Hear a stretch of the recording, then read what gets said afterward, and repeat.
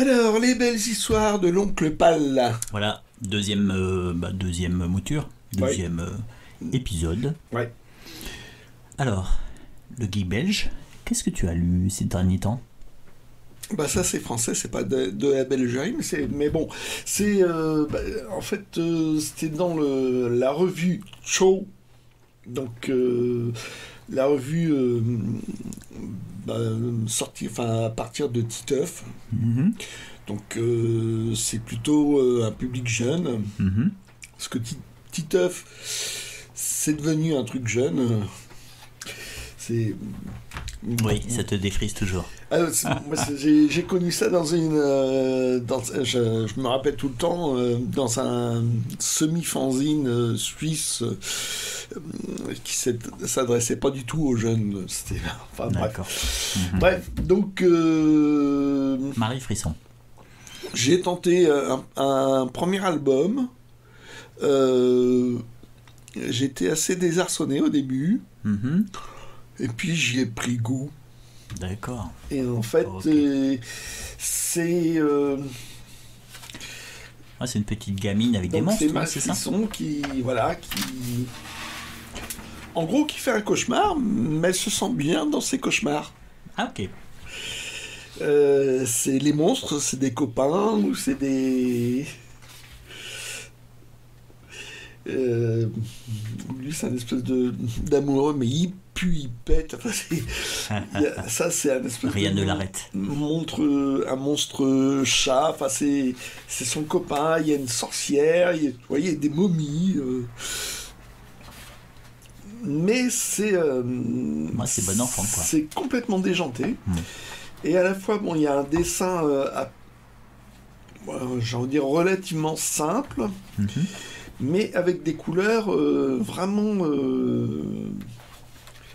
vraiment particulières. La mise en couleur, au début, j'ai eu du mal à m'y faire en me disant ouais, c'est bizarre par rapport au reste, quoi, par rapport au dessin. Mais non, ça va super bien.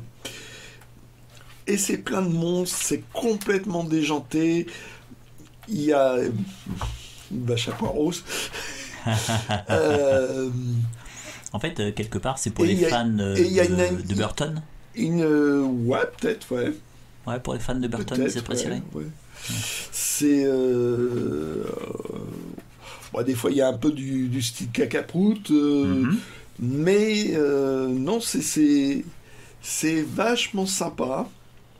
Il y a combien de tomes en fait à la série? Alors il y a eu 7 tomes. Après, je sais pas si le scénariste qui a arrêté en premier, parce que le dernier a été fait par un autre scénariste, par TM. Oui. 7 tomes donc. Voilà, on peut les trouver facilement. Ouais, je crois que tu as trouvé récemment un livre pour enfants qui venait de cet univers, je crois. Ouais. Mais c'est vachement sympa. Donc deuxième tome, troisième tome, tu les as tous? Oui, je les ai tous, ouais.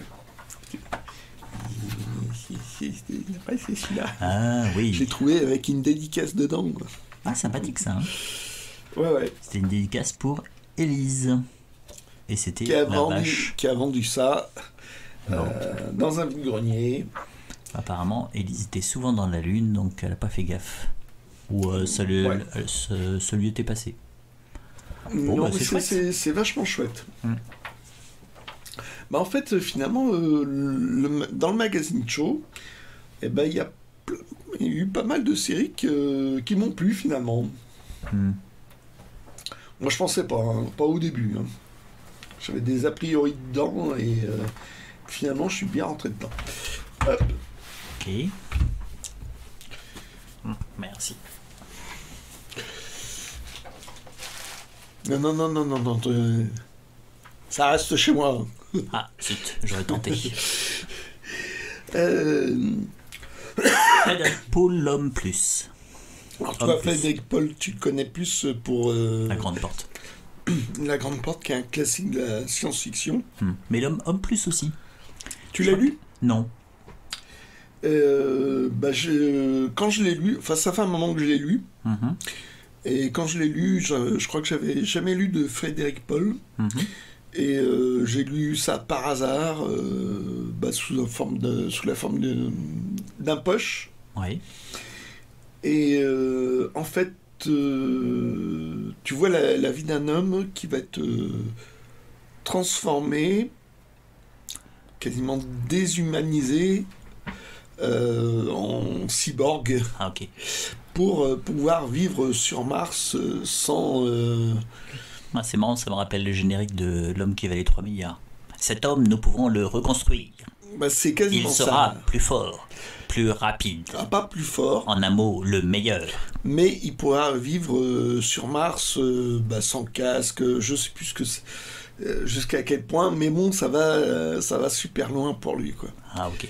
Et j'ai vachement aimé, et il y avait un petit truc bizarre que j'arrivais pas à savoir.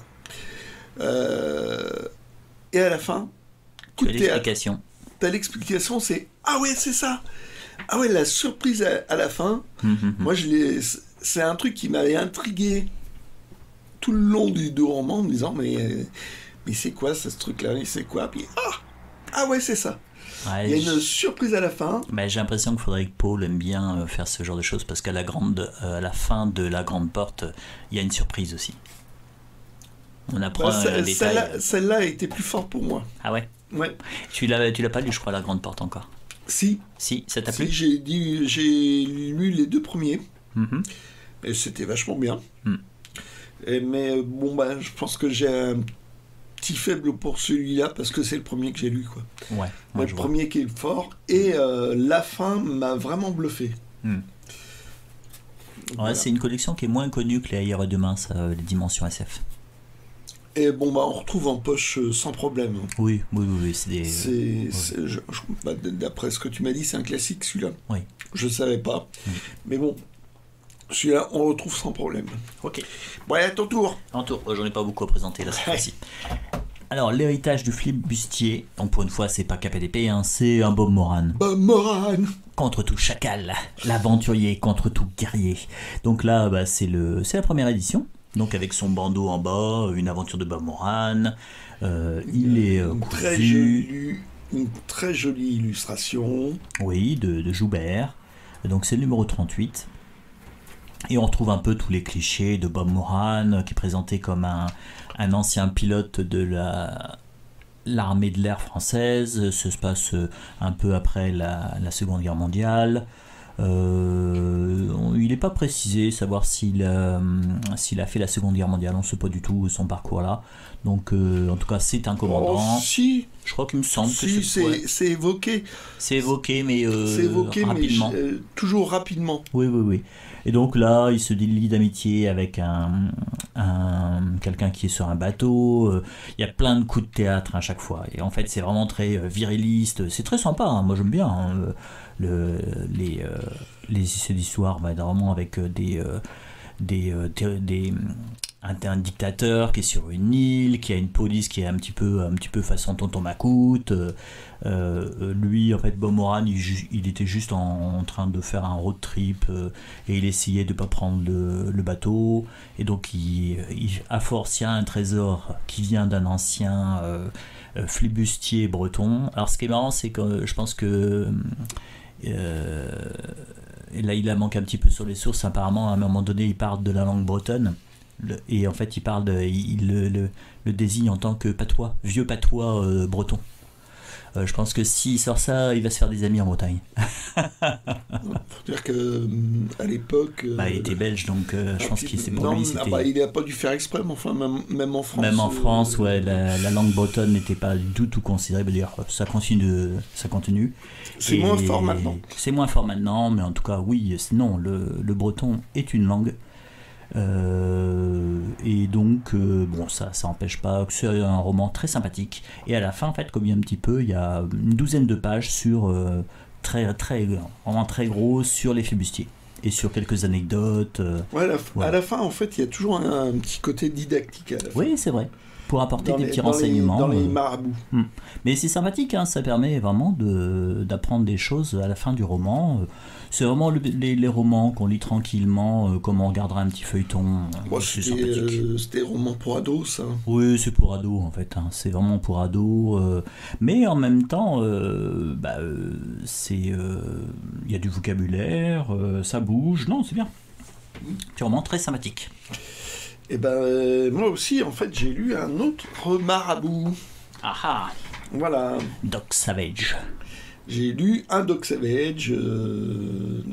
Voilà, les éditions sont plus récentes. Oui, c'est plus récent là. C'est collé et mal collé. C'est mal collé, ça ne résiste pas à la lecture. Voilà, et à l'âge surtout. Il va falloir que je recolle ça. Ouais. Et donc c'est pareil, c'est sur 154 pages. Ouais, d'ailleurs, quand vous en achetez d'occasion, vérifiez bien qu'il n'y ait pas une page ou deux qui soit partie. Là. Surtout quand c'est comme ça, quoi. Ouais, là, faut bien vérifier. Moi, quand je l'ai ouvert, enfin quand j'ai commencé à le lire, bah, ça allait, puis crac. Ça, c'est la colle de l'époque. Ouais, voilà, qui craquent, qui sont pas souples. Qui craquent, et c'est malheureux. Donc, Doc Savage... L'homme de bronze. L'homme parfait. Voilà. Autant physiquement, parce qu'il est super musclé, enfin, il est bronzé, enfin, même ses yeux sont de bronze. Et c'est un super scientifique, et qui est super riche, parce que il y a des descendants de Maya qui lui ont fourni un trésor, qui ont fourni régulièrement un trésor quand il en a besoin. Donc ouais, il est en haut d'un immeuble, il a un étage entier de l'immeuble, et c'est un justicier. Bon. Parce qu'il a une morale d'acier aussi, enfin de bronze. De bronze. Enfin, bref. Ouais, tout est de bronze. Et donc il a une équipe avec lui qui sont Rennie, Colonel John Rennie. Voilà, qui est capable de péter une porte à coups de poing. Ouais, ne faites pas ça, les enfants. Mais il est ingénieur en même temps. Ouais, d'accord. Celui-là, c'est Long Tom. Spécialiste de réputation pour ses travaux sur les structures de la Terre. Bon. Ouais. Okay. Donc ils sont 5 comme ça, et t'as Monk qui est bâti comme un gorille, mais qui est un chimiste de premier ordre, et c'est des aventuriers, quoi. D'accord.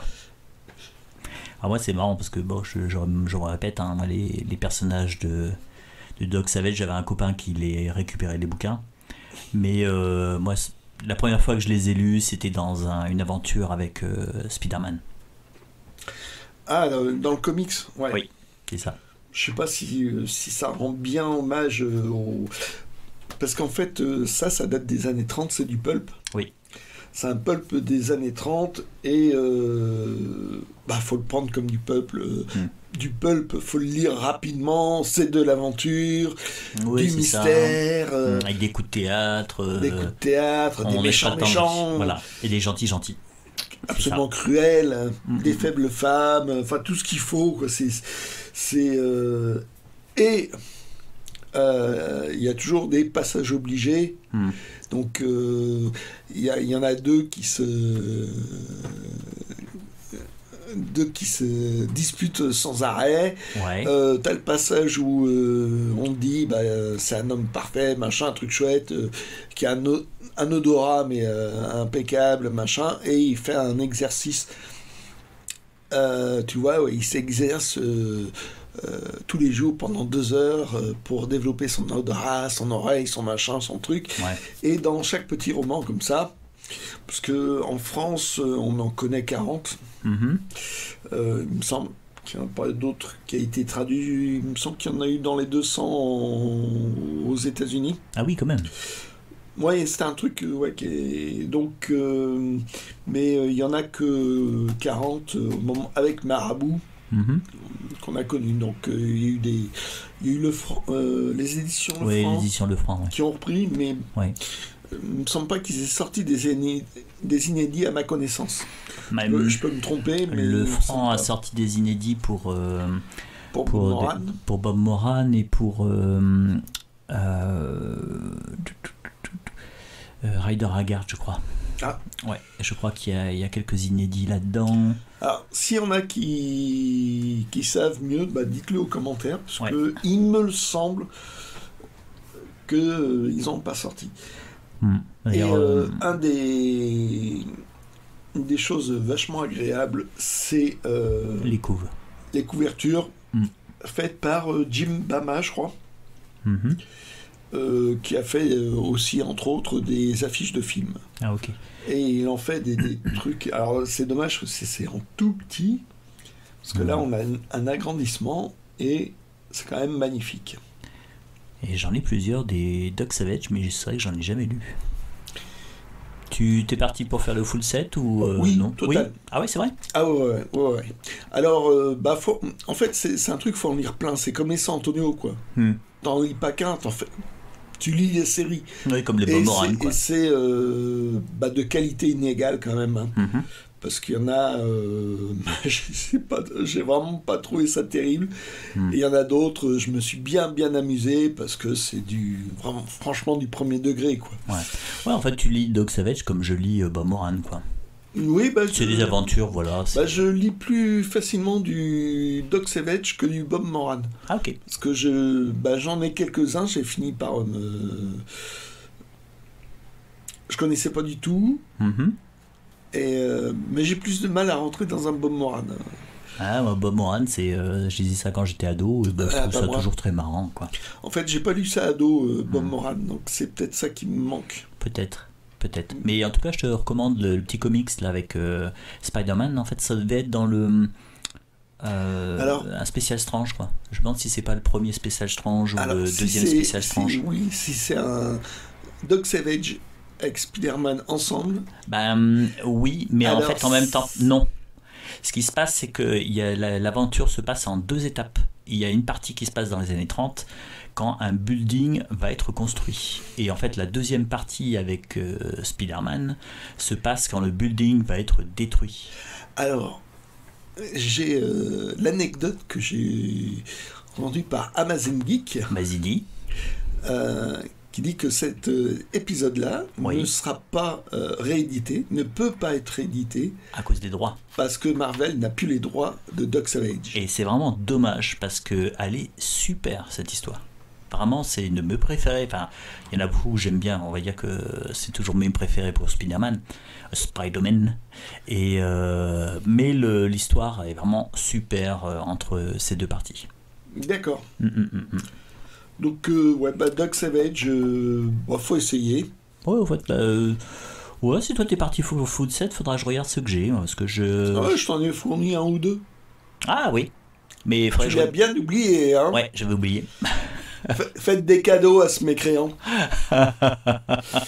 Vil mécréant en plus. Hop, tu vois, j'ai pas précisé. Il l'a dit spontanément. Ok, alors c'est parti. Remarque, c'est pour Pâques, non, que tu présentes ça? C'est un hasard. Ah, d'accord.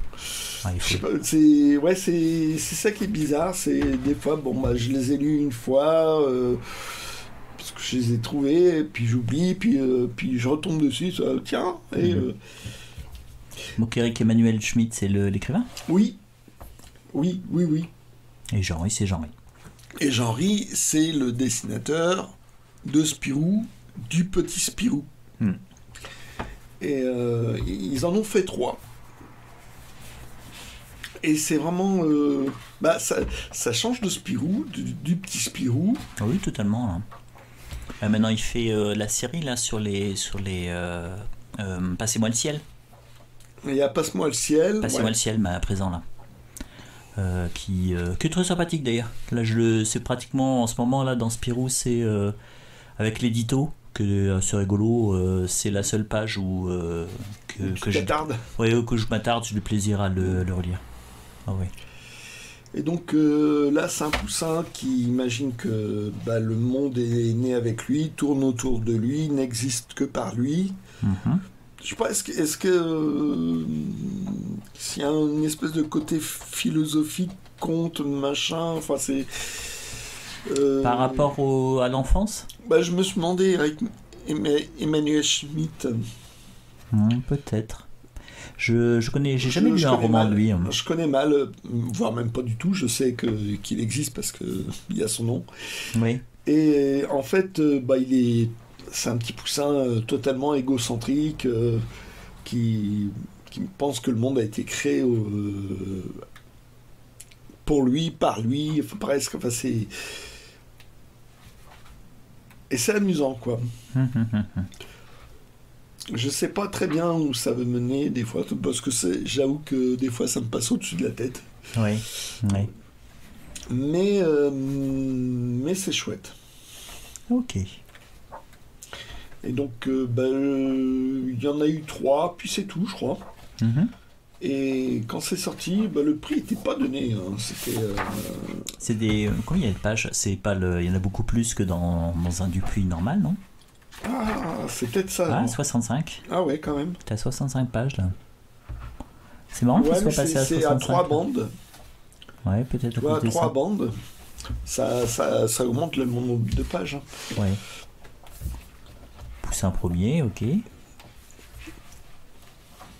Ouais. Ils sont pas dédicacés ceux-là?